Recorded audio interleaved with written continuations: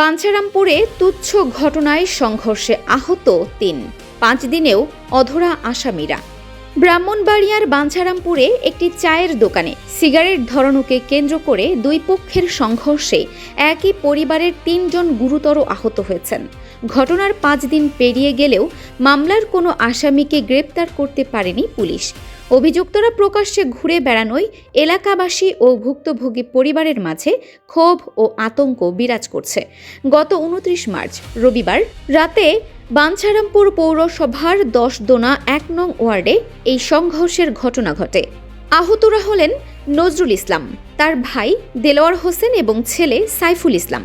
এর মধ্যে ধারালো অস্ত্রের আঘাতে সাইফুল ইসলামের হাত মারাত্মক জখম হওয়ায় তাকে উন্নত চিকিৎসার জন্য ঢাকার পঙ্গু হাসপাতালে ভর্তি করা হয়েছে।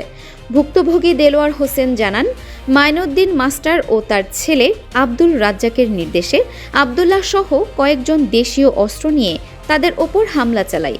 এই ঘটনায় ওই ৮ জনকে আসামি করে বাঞ্ছারামপুর মডেল থানায় একটি মামলা দায়ের করা হয়েছে। আসামিদের দাবি, দুই পক্ষের মধ্যে পাল্টাপাল্টি হামলার ঘটনা ঘটেছে।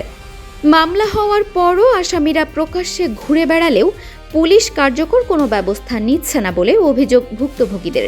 তবে বাঞ্ছারামপুর মডেল থানার ভারপ্রাপ্ত কর্মকর্তা ওসি মোহাম্মদ ইয়াসিন জানান, অভিযোগের ভিত্তিতে তদন্ত চলছে এবং জড়িতদের দ্রুত গ্রেপ্তারের চেষ্টা অব্যাহত রয়েছে।